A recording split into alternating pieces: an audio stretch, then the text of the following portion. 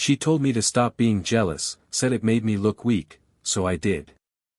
I stopped asking where she was, stopped checking her phone, stopped wondering why she came home smelling like perfume that wasn't hers. And at first, she looked thrilled, like she'd finally gotten the freedom she always wanted. But what she didn't expect was what came after. Because the moment I stopped caring, something inside me broke. The fire I had for her, the love, the obsession, the need to hold on to her, it burned out. And in its place, there was only silence. Funny thing about silence, it makes people panic. Suddenly she started clinging to me, desperate for my attention, begging for the very jealousy she once claimed she hated. She wanted me to fight for her again, to look at her like she was the center of my world. But by then, she was just another stranger in my house. And when she finally realized I had already replaced jealousy with indifference, it was too late. Much, much too late. When I first met Emily, she had this way of walking into a room and making everyone look her way, not because she demanded it, but because she carried herself like she belonged everywhere at once. She was sharp, funny, and magnetic. And me? I was just the quiet guy who fell head over heels the first time she laughed at one of my dumb jokes. I wasn't rich. I wasn't the life of the party. But I loved her the only way I knew how, completely, without hesitation, without a safety net. I gave her all of me, because in my mind, that's what love was supposed to be. Our early days were full of little rituals. We'd stay up until 2 a.m. talking about everything from childhood memories to dreams of where we'd travel someday. I'd cook for her, burn half the dishes, sure, but she'd laugh, take the spoon from my hand, and say, "Move over, chef, let me show you how it's done." And those nights when she fell asleep on the couch, her head on my chest, I'd just sit there in the dark, memorizing the rise and fall of her breathing. Those moments were enough to convince me I'd do anything to keep her happy. But even then, cracks were forming in the foundation I was too blind to see. Emily loved attention. Not just from me, but from anyone willing to give it. At first, I thought it was harmless. She was naturally social, naturally charming. At gatherings, she'd light up every conversation. Men laughed harder at her jokes than they should have, leaned in closer than they needed to. I noticed. Of course, I did. One night, I pulled her aside after she spent nearly an hour talking to some coworker at a bar. My voice shook as I asked, "Did you really have to laugh at everything he said like that? You know how it looks, Em." She rolled her eyes, exhaling like I'd just insulted her. "God, you're so jealous. He's a friend, that's it. You have to trust me. You're my husband, you should know better." The word jealous stung. It made me feel small, weak, like I was somehow failing her by caring too much. But instead of pushing back, I apologized. That became a pattern, me swallowing my doubts, her brushing them off with a laugh or a quick kiss. Over time, my life began to orbit entirely around her. I stopped going out with my friends because Emily complained that I never wanted to spend time with her. I gave up playing basketball on weekends, sold my guitar because it took up space, and even started turning down extra shifts at work just to be home more often. She noticed. She loved it. At least, she acted like she did. "You're finally getting your priorities straight," she'd say with a satisfied smile, curling up in my lap as if I'd passed some invisible test. I convinced myself these sacrifices were worth it. Love, after all, wasn't about keeping score, it was about giving. And no one could say I didn't give enough. But every time she complained about my jealousy, it cut deeper. The truth was, I wasn't jealous because I didn't trust her. I was jealous because I trusted her too much, because I believed she was worth fighting for.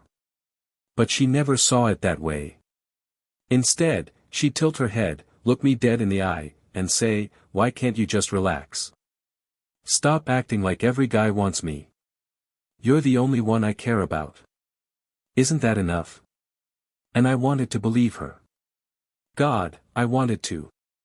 So I buried the unease, drowned it in late-night talks, in dinners I cooked for her, in every stolen kiss that made me feel like she was mine again. But deep down, I knew. I knew that one day, my jealousy wouldn't be the problem. It would be the proof. That's how it started, the slow unraveling. Not with fights, not with screaming, but with those small moments where love blurred into doubt, and doubt blurred into silence. And I told myself that as long as she stayed, as long as she smiled at me when she came home, I'd endure it. But looking back now, I see it clearly, every sacrifice I made only pushed her further away, every apology only gave her permission to take more. And every time she told me not to be jealous, she was already giving me a reason to be. It started small, like all cracks do. Not with a bang, not with some dramatic fight, but with quiet shifts in routine that I couldn't quite put my finger on. Emily began staying out later than usual. At first, it was work events. She'd text me around 6, big meeting tonight. Don't wait up. And I believed her. Why wouldn't I? She was ambitious, driven, and her company had been pushing her into bigger projects. But soon, the meetings multiplied. Then it was girls' night. Then just friends. No names. No details. Just vague placeholders that always seemed to fall on the nights I was waiting at home with dinner already getting cold. One night, I finally asked. I said softly as she walked through the door at nearly midnight, heels in her hand, hair slightly messy, I thought you said it was just a quick dinner. She froze for a second, barely a second, but I caught it. Then she smiled, too brightly. It was. We lost track of time. Honestly, you worry too much. I wanted to believe her. I wanted to swallow that explanation whole and bury the unease bubbling in my chest. But something about the way she avoided my eyes as she kicked off her shoes made my stomach knot. The missed calls began next. I'd ring her during the day, and she wouldn't answer. Hours later, I'd get a curt text, sorry, in a meeting. Yet when I checked the time, it was late evening. What kind of meeting ran past 10 o'clock? I started noticing her phone, too. She used to leave it lying around the house, buzzing carelessly on the counter. Now it was always glued to her hand, the screen tilted away whenever I walked by. Once, I heard the soft chime of a message while she was in the shower. I picked it up without thinking, like I'd done 100 times before when friends or family texted. But this time, the screen was locked with a brand new passcode. When she came out, a towel wrapped around her, I asked, since when do you lock your phone? She gave me a look like I'd accused her of murder. Since I realized I can't have any privacy without you snooping. God, you're paranoid.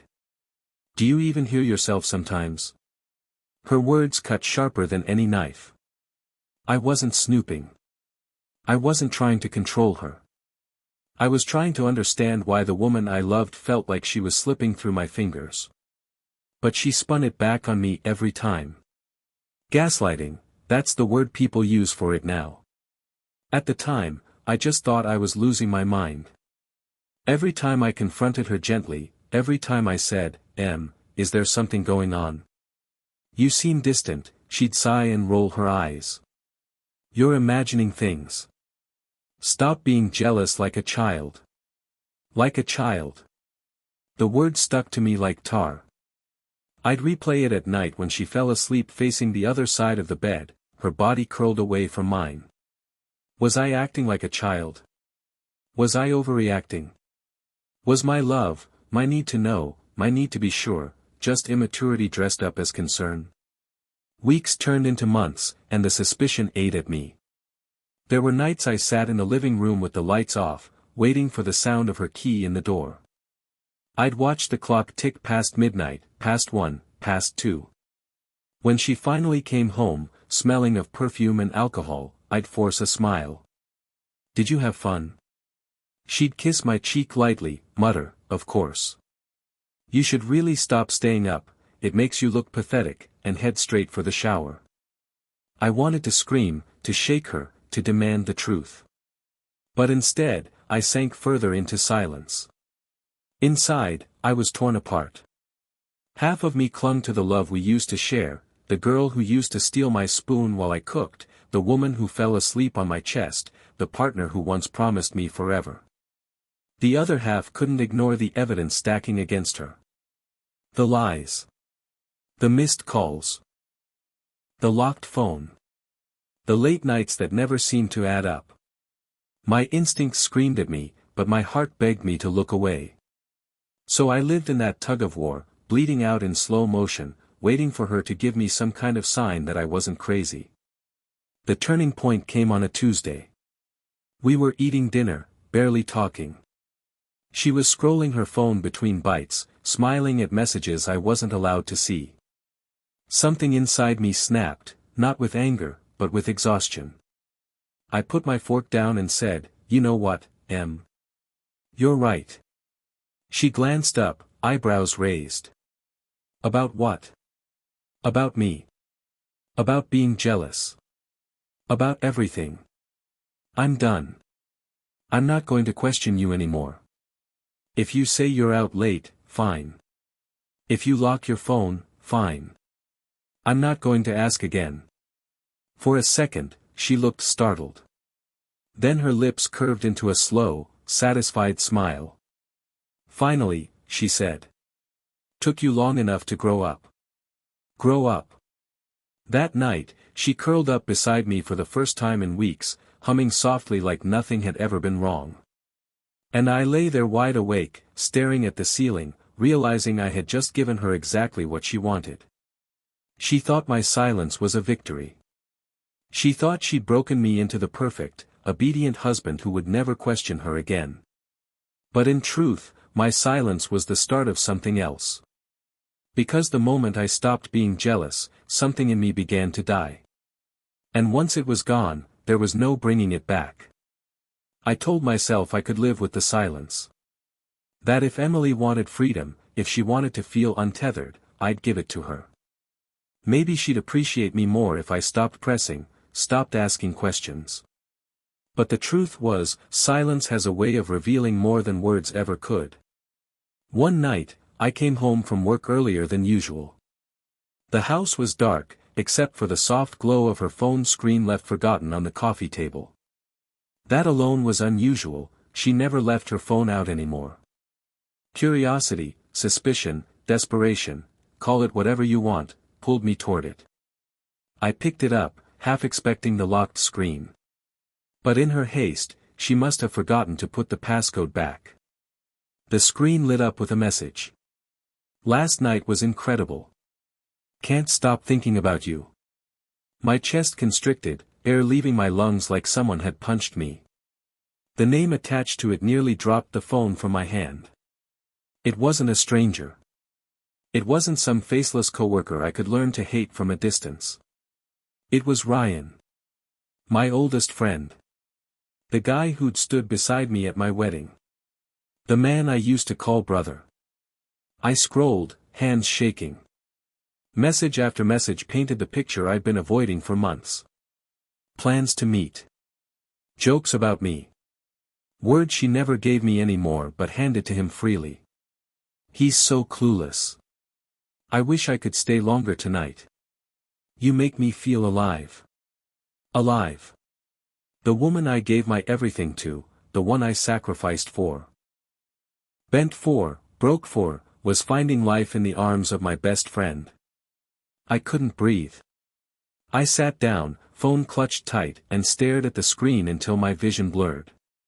Memories flashed through my mind like cruel film reels, Emily laughing in my arms, me selling my guitar to pay for her birthday trip, giving up my friends just to spend more time with her. And the irony? She'd been using that time to be with him. That night, I didn't confront her. When she walked in hours later, smiling faintly, smelling like cologne that wasn't mine, I didn't say a word. She kissed my cheek casually, and I wondered if she could taste the bile in my throat. Instead, I studied her. Every movement. Every excuse.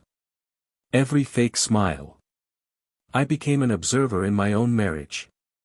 The proof piled up quickly once I stopped denying it. I overheard a call one night while she was in the kitchen, her voice hushed, giggling like the girl I once fell in love with. Only now, the laugh wasn't for me. Yeah. I'll tell him I'm working late again. Don't worry. He doesn't ask anymore.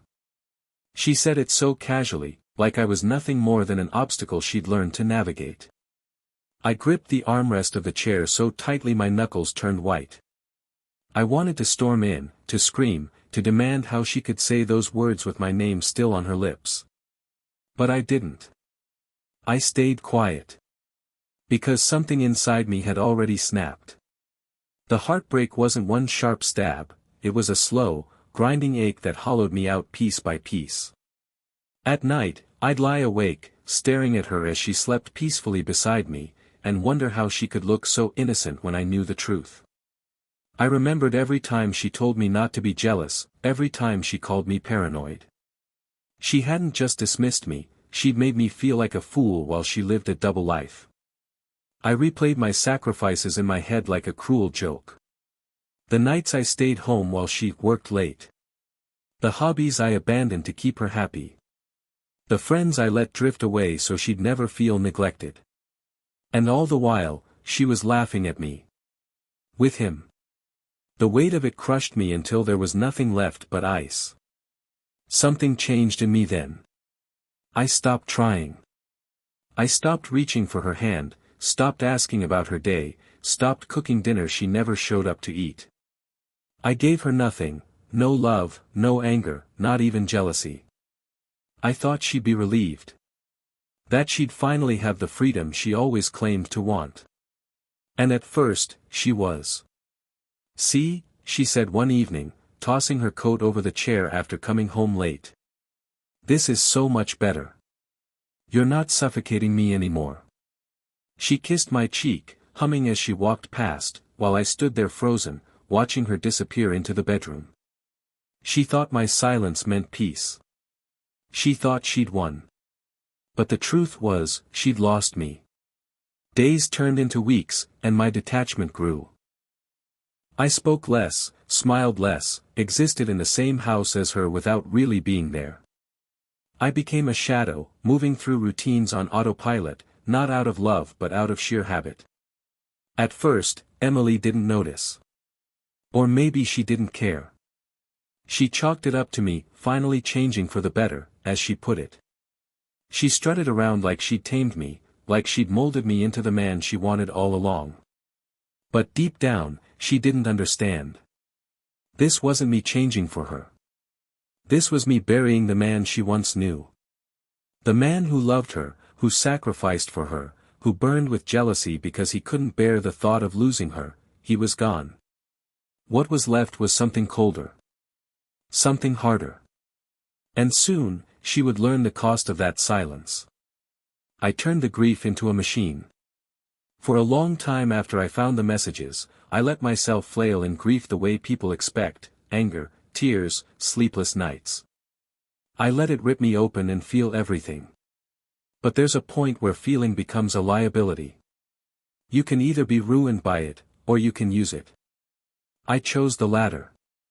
The first part was simple: take inventory. I wrote down everything I knew on a napkin at the kitchen table like it was a shopping list. Ryan, betrayer. Dates, rough timeline of late nights, meetings, the first suspicious message. Evidence, unlocked phone, messages, calls, times, smells, receipts. Losses, the guitar, weekend games, old friends lost, reputational risks. I slept on the napkin for a week. Not because I was dramatic, because I needed it imprinted. When you're planning, you have to reduce a life into facts so you can manipulate the facts. Emotions get in the way. They make you sloppy. My first practical step was reclaiming my life in plain, boring ways. I called Jake. "Hey man," I said into the phone, voice steady for the first time in months. "You free Thursday? Drinks?" Jake didn't hesitate. The old crew had assumed I was gone, swallowed up by marriage. They'd let the invites trickle until they stopped altogether. I'd let them. It had been easier than explaining my home was a minefield. But now I need them. Not because I wanted to drown my sorrows, but because I needed witnesses, muscle, and the social scaffolding I'd burned by apologizing too much. When I walked into the bar that Thursday, the room felt like a foreign country and also like home. The guys clapped me on the back. I could feel myself drawing power from their presence. I started going out again. Not wild nights, no blackout revenge porn or public scenes, but steady, deliberate reclamation of the man I'd been. I reactivated accounts I'd cancelled for our life. The gym membership, the guitar shop membership, even the little online freelance profile I'd abandoned when I sold the guitar. Money flows matter. Independence starts with money.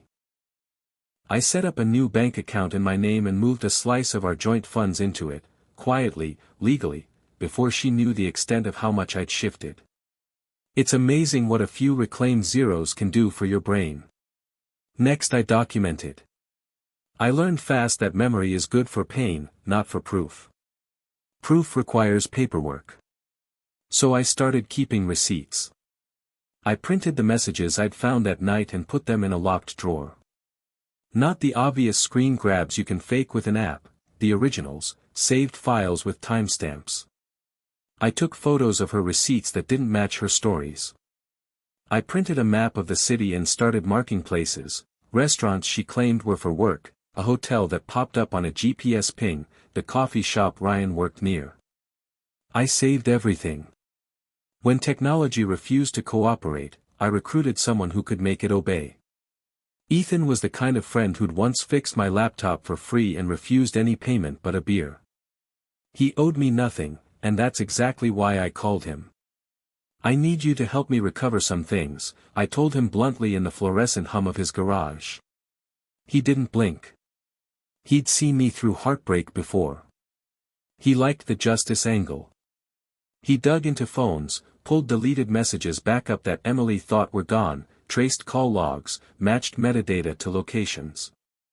The technical terms didn't matter to me. The end results did, time-stamped messages that matched nights she'd said, meeting, photos of the two of them, blurry, grainy, but unmistakable, and a calendar entry Ryan had carelessly left visible on a shared work calendar that matched one of their rendezvous dates. I printed everything. I put it in 3 envelopes, legal, social, and practical.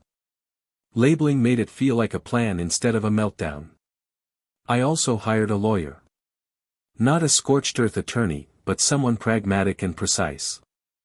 I told Rachel, the lawyer, the barest facts. I wanted to protect myself financially and legally while I figured out what to do publicly. She arranged an appointment the next week. She told me things I needed to hear. You should not change anything in your will, she said, eyes level. You should open a separate account only you can access. Start documenting everything, and stop texting her when you're emotional. Preserve communications, don't delete anything. Then, quieter, if it goes to divorce, we'll want indisputable proof. Screenshots mean nothing if they can be questioned. We'll need originals, witnesses, timestamps. I nodded and wrote down everything she said like orders. There was a strategic coldness to my actions. I did not pick up the phone when Emily texted. I did not ask where she was or who she was with. I started to answer like a man who had learned to speak only when words would pay off. When she asked why I'd started going out again, I said, I missed the guys. When she teased me about my new haircut, I said, I need a change. I cultivated a face that gave nothing away. That indifference became its own instrument. Emily's world had relied on my emotional reactions like a power supply. When it ran dry, she had to search for generators. She noticed the change immediately. Finally, she said one morning, flipping through her phone as I brewed coffee. You're not that clingy guy anymore. It felt like someone praising a reformed criminal. The woman who'd called me childish now called me adult. The irony was clean and sharp. She started testing the new rules in small, childish ways, missing dinner, returning late with perfume on her collar, dropping a name into a conversation to see if I'd react. I watched, and I kept the receipts. There is an art to pretending to not care while still collecting the proof that will hurt the worst later. I would be present in the house, make the bed, pay a bill, yet not volunteer a single morsel of feeling. If she tried to bait me verbally, I simply logged the exchange for later. I set my phone to archive messages automatically into a folder that I printed weekly. I bought a cheap voice recorder and left it discreetly in the living room when I suspected company. Not because I loved deceit, but because deceit needed to be answered with fact. At the same time, I rebuilt my life outwardly. I started going back to the gym not to punish myself, but because I needed a body that matched the new mind. I began learning basic photography again, something to keep my hands busy and my mind focused. I reconnected with my sister, who had always warned me about giving up too much. She listened without coddling. "You're not the victim if you don't stay a victim," she told me once. She didn't say, "revenge." She didn't have to. Financial work continued in the background. I met with an accountant and opened a small investment account under my name only. I reviewed our joint accounts and set up alerts for any transfers over a threshold that would tip off me to unusual activity. It's not dramatic, but it's protective. People underestimate how much power is held in bank statements. The planning went deeper. I thought about timing. Revenge, if we want to call it that, needs context. You can't just throw a shovelful of mud and expect the world to notice. You need a stage and an audience, people whose opinion should matter to the other person. Emily cared about reputation, small-town roots, the company gossip grapevine, the friends who posted photos of vacations on Instagram. She curated an image, ambitious, desirable, modern.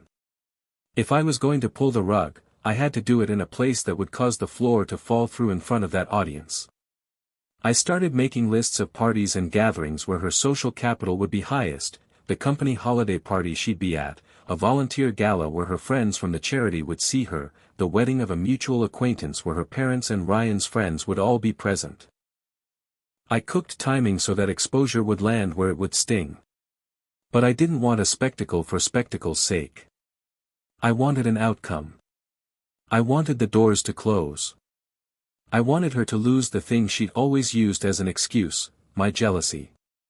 The goal was to show that her freedom had been a choice made at the cost of everything she had left. I lined up allies. I didn't need an army. I needed credibility. Jake agreed to be a witness to the late nights I'd been at the bar rather than at home. He would remember the dates I'd been away, the excuse I'd been given. Ethan provided the technical prints that would stand up in court. Rachel, the lawyer, agreed to go over the legal implications and what would make our case airtight. My sister offered to keep tabs on local gossip threads and social feeds so we could map the narrative after the reveal. Some allies I lined up without telling the whole truth. I didn't explain everything to everyone. People are loyal when they think they're protecting a friend. I let Jake think I was just regaining life. He didn't have to know. He simply had to be there when I needed testimony. That's how you measure allies, by whether they show up when called, not by how loudly they proclaim their loyalty beforehand.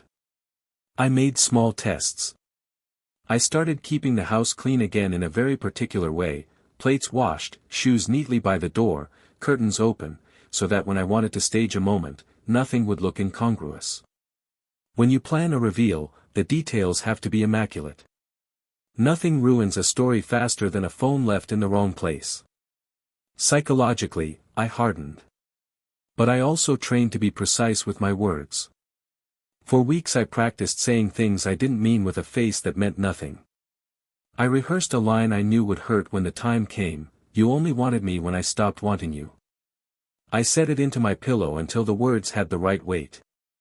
Still, there were doubts. I'm not a man without conscience. There were nights when it felt like I'd traded my better self for a neat pile of revenge. Sometimes I'd catch myself in the mirror, a stranger with my eyes, and wonder if the cost would be worth it. But the memory of that phone screen, the laugh emoji she'd sent to Ryan, the way they joked about me being clueless, was a coal I could not throw into the fireplace and walk away from. It warmed me toward a purpose. Emily's behavior shifted as my indifference grew. She began to test me more openly. She flirted in front of me with a sloppy confidence that used to disgust me because it was brazen. Now it only showed how little she respected me. She began to come home earlier sometimes, as if to catch me paying attention, and other nights she left later, as if daring me to care. She started wearing clothes she'd never wear around the house, tight dresses, their perfume loud and floral. She began posting more pictures on social media, pictures that were obviously staged, captioned with inside jokes that excluded me. She tried to provoke a reaction and failed. The man she remembered as jealous now offered nothing. She called it maturity. Her colleagues called it growth. Her friends said, "Good for you, he finally grew up." But her desperation began to show in other ways. One afternoon she cornered me in the living room and said, "Are we okay? We never talk anymore. You used to want me all the time. Now, I don't know." I felt like saying, "You made me stop." But I only said, "I'm fine." "Are you?" She laughed, a short thing without warmth. "You're lying. You're always lying." I left the house an hour later. I had dinner with Jake and came back home smelling like a bar. She watched me from the doorway, biting her lip. That night she texted Ryan, something I had saved, of course, asking if they could meet the next evening. I smiled quietly, alone in the living room, and downloaded the message to the folder labeled social. There was cruelty in me I hadn't known before. Not gratuitous cruelty, surgical cruelty. I wanted her to feel the same humiliations she'd handed out by brushing off my concerns. But I also wanted to be clear-eyed. I didn't want to ruin her life for the sake of it. I wanted the world to see what she'd done, so her choices would have consequences she couldn't wiggle out of. I wrote a note to myself on the last page of my legal pad. It was not poetic. It said, "Gather evidence, done. Secure finances, done. Notify lawyer, done. Choose a venue to reveal, company holiday party/mutual friends wedding/charity gala. Decide by next week. Prepare statement, clear. Calm. Minimal. No yelling. No begging. Facts only. Allies in place, Jake, Ethan, Rachel, sister. Confirm 1 week prior. Execute." The list made it feel real in a way journals never could. It turned vengeance into a project. And there's something chillingly satisfying about project management, even when the project is dismantling a life you once loved. Finally, I practiced patience. Patience is underrated in people like us, people who feel everything deeply. I learned to wait without trembling. I learned to move at the speed of the plan, not at the speed of my fury. I removed the drama and left the truth. That would be more devastating than any scene I could stage in a bar. By the time I'd finished, I had a binder, a thin legal-looking thing with tab dividers. Under proof were the screenshots and metadata and photos. Under witnesses were names and contact numbers and times they could corroborate my story. Under assets, I had account statements and an emergency withdrawal plan. Under strategy, I had the venues and the invitations mapped out. I kept the binder on the top shelf of the closet, where I could reach it without looking like I was searching for it. On an ordinary Tuesday, Emily came home with her hair fresh from the salon and slipped into the house like she owned it. She dropped her bag, leaned into me and said, "We should go out Friday. It'll be fun." Her voice had an edge of earnest, of someone trying to anchor something sliding away. Maybe she wanted me to show the old reflex, to ask who she'd be with, to bristle protectively. Maybe she wanted to feel my jealousy again, to know she still mattered. I said, "I have plans." She frowned. "With who?" "Friends. It's been a while." She hesitated, eyes sharp. "You don't have to plan your life around them." "I didn't," I said. I'm just trying something different. She let out a short laugh, bitter, confused. She reached for my hand and I didn't take it. The look on her face was the closest thing I'd seen to panic. She pulled back, then, as if she'd burned herself.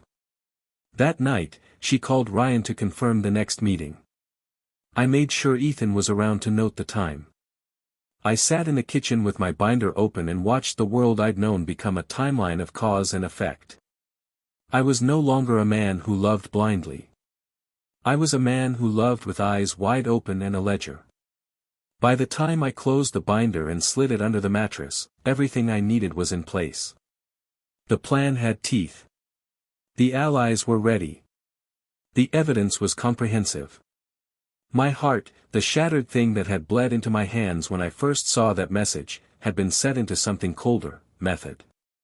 I slept that night like someone who'd rehearsed everything 1,000 times. In my dreams, I saw the evening of the reveal like a film, clear, economical, with no wasted lines. I woke up early and wrote the final line in my notes: do not let her bait you. No yelling. No pleading. Speak and hand over the facts. Exit with dignity. The revenge had become less about pain and more about correction, an attempt to restore a ledger that had been cruelly, deliberately misbalanced. I wasn't blind to the ugliness of it. I knew there would be casualties, friends drawn into awkward positions, reputations battered, family conversations strained. But that was the point: choices have consequences. She had chosen. And I had, finally, chosen too. At dawn, I poured a cup of coffee, stood on the back porch, and watched the town wake up. The air was clean with the kind of quiet that announces a storm is coming. I smiled, small and cold. She wanted me to stop being jealous. I did. Now she would watch me stop wanting anything for her at all. And when the rest of the world learned what she'd already chosen, the slow and deliberate betrayal, there would be no quick apology that could stitch the pieces back together. That, more than anything, was my comfort. The machine was wounded. It only needed a push. I chose the company holiday gala because it had everything I needed: an audience, a stage, and people who cared about the version of Emily who always looked perfect in a press photo. It was the kind of room where gossip moved faster than the oysters. It was where reputation swelled or shrank overnight. And if I was going to strip her image down, I wanted it done where it would make noise. I made my moves like a surgeon. 2 nights before the event, I told Emily I had been invited to a reunion with some old friends, one of those throwback things that happen when people want to show they're still relevant. She barely heard me, busy picking out a dress she'd told Ryan about, planning the exact shade of lipstick to match the lighting of the gala. She never questioned it. Why would she? The man who used to be jealous no longer existed for her. That gave me an advantage. On the day, I woke early and put on a suit that looked unremarkable and precise. No theatricality. No mess.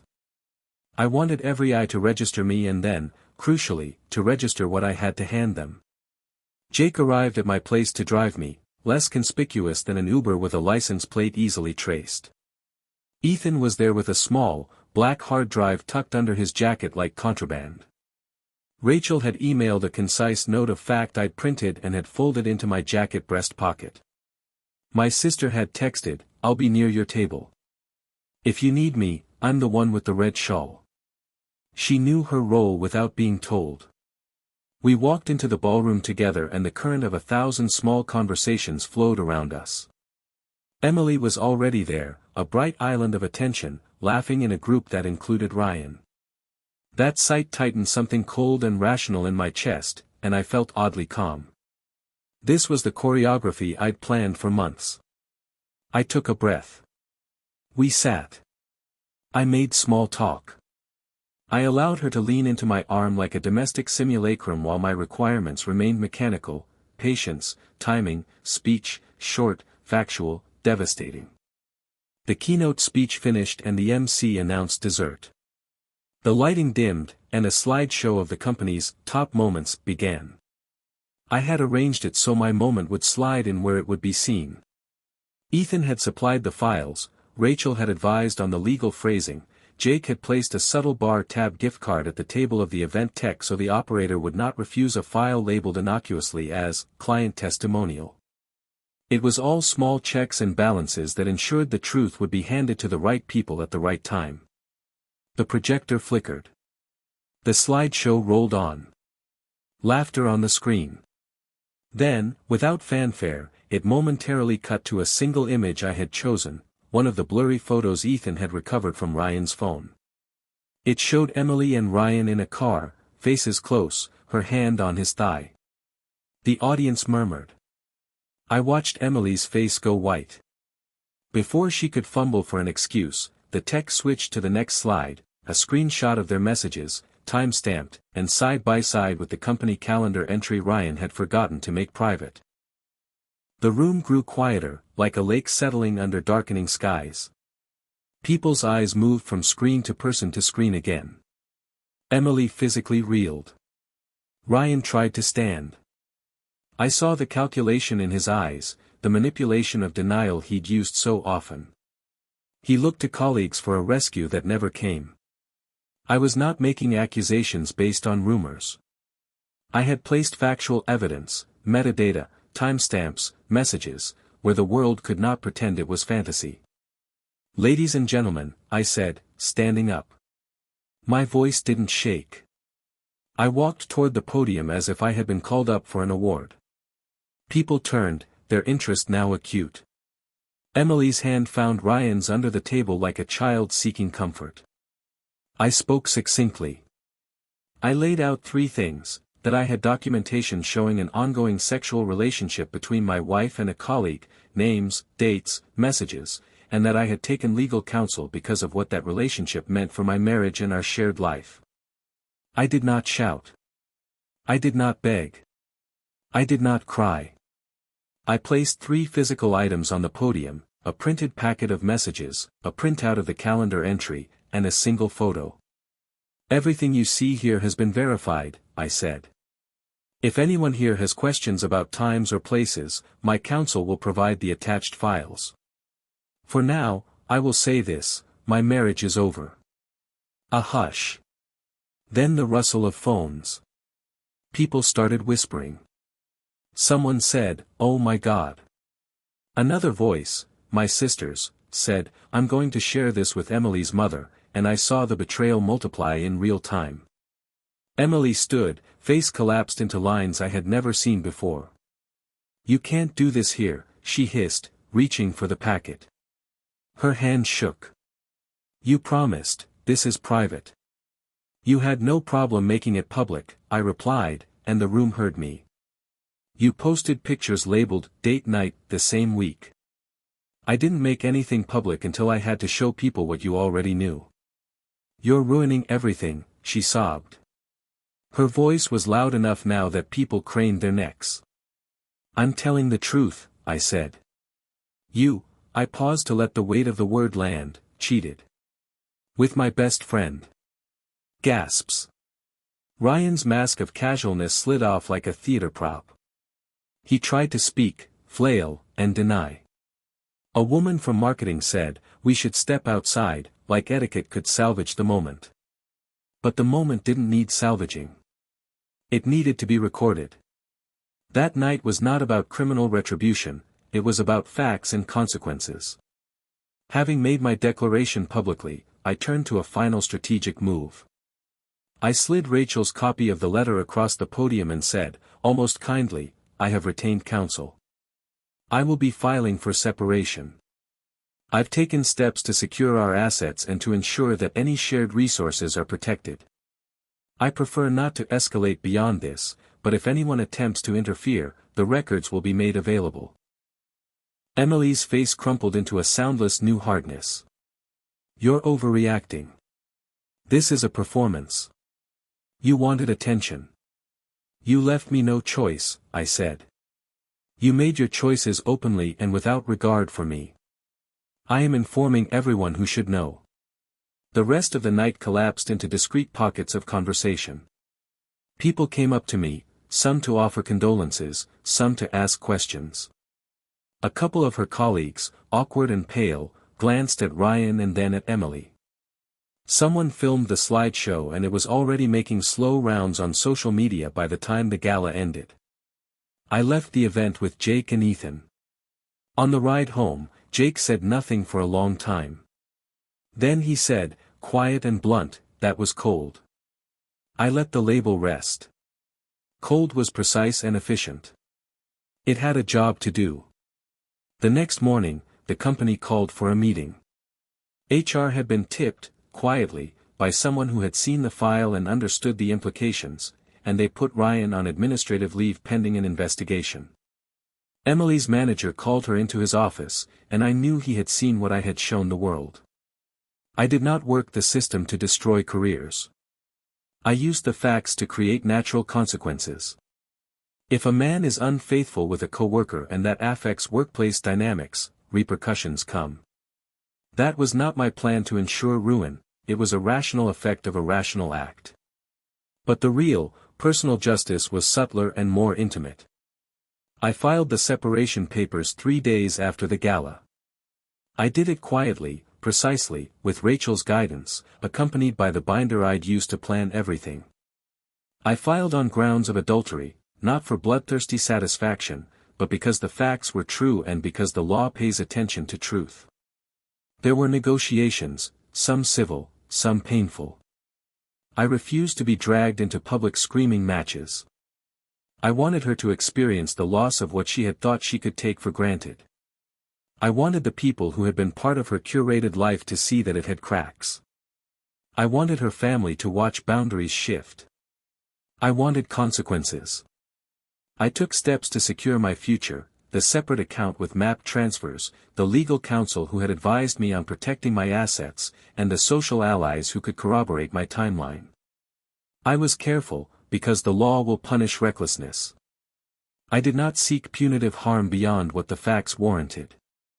I sought leverage, clarity, and the ability to start over.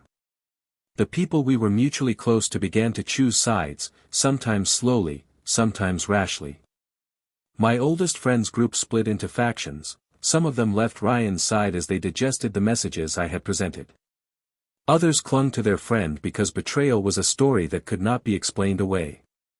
Emily's mother, who had always been fond of me, called and asked, through tears, what had happened. I did not meet it with a confession. I met it with the calm list of facts Rachel had told me to keep, proof, dates, witnesses. Her pleas began the second week. She called, texted, and then came by the house. I let her enter because I had no interest in appearing petty by locking her out. She sat across from me at the kitchen table, hands trembling. "Please," she said, "I'm sorry. I didn't know how to stop. I wasn't thinking. I love you. I realize now that you were right to be jealous." Her voice collapsed under its own insistence. "You realized it too late," I said. My voice was the voice I'd practiced, even, steady, unmoved by theatrics. "You wanted me to stop being jealous. So I did. You had the freedom you wanted. You used it. That is on you." She made a sound like a sob and a laugh stuck together. "But I've realized, can't we just try to fix this? You're the only person I ever wanted. I finally see you." I felt something in me, no longer a person who wanted to be argued back into love, responding with the line I'd practiced into pillows and mirrors. "You only wanted me when I stopped wanting you," I said. The words landed hotter than I'd imagined. She clutched her throat as if struck. "Don't be cruel," she whispered. "That's not cruelty," I said. "That's the consequence." In the weeks that followed, people's responses varied. Some thanked me quietly for being honest. Some accused me of spectacle. Some of Emily's friends were furious with her and blamed me for the public collapse. I could live with that. People will judge the loudness of a man's actions more harshly than the quietness of a woman's betrayal sometimes. I learned to expect nuance and hypocrisy in equal measure. There were nights when I felt nothing but a shallow, metallic relief, like someone who had been extricated from an infection. There were nights when I felt a hollow so big it scared me, because I knew that the person I had been, messy, jealous, loving, was dead and a stranger had taken his place. But choice, once made, becomes its own weather system. You live in it until the climate settles.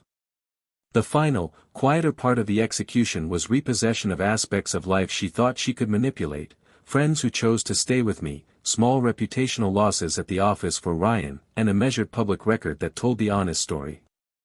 I had not wanted to burn bridges unnecessarily, but some bridges are worth breaking because they carry people whose loyalty was conditional.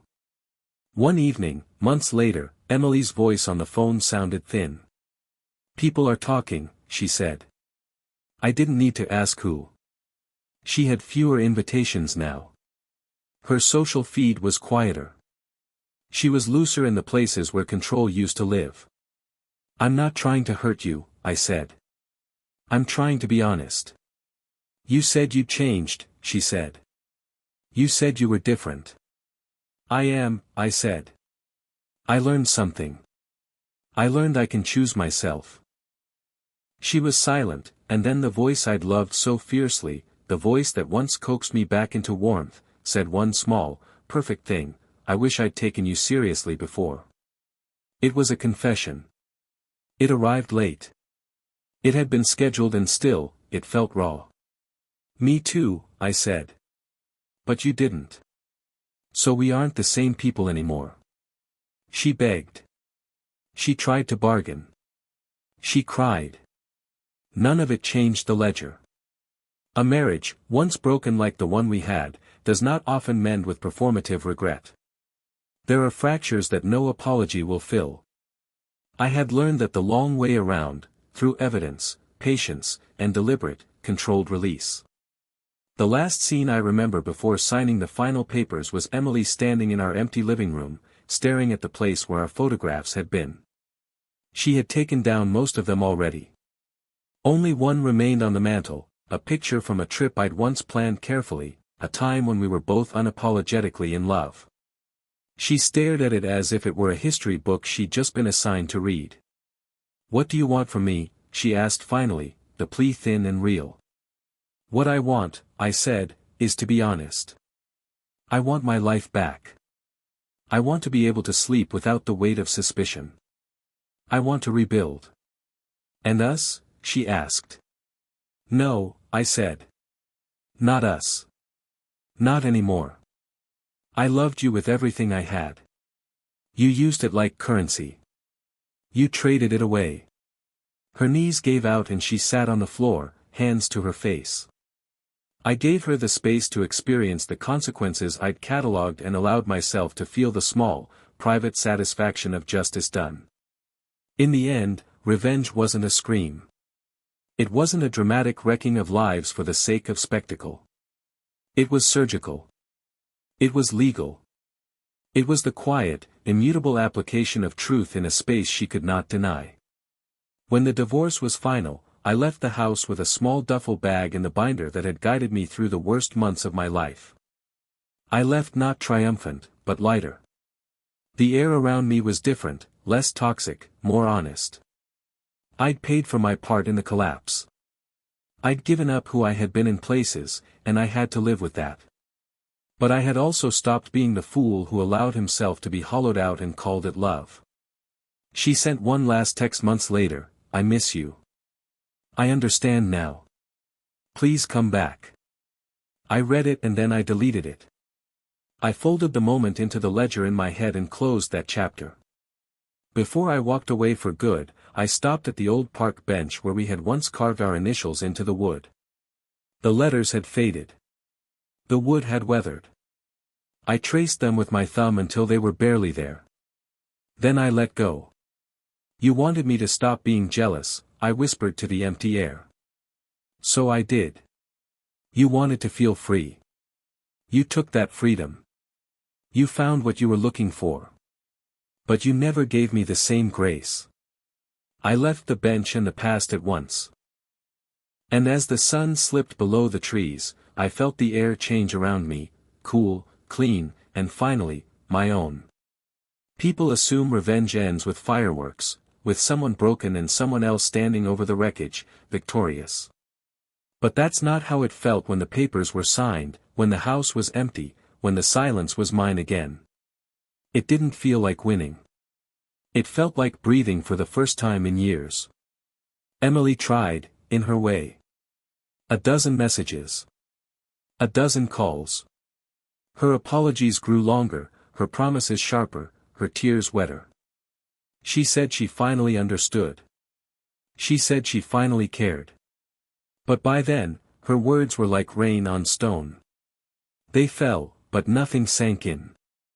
I had already turned to ice, and ice does not bend back into water because someone cries over it.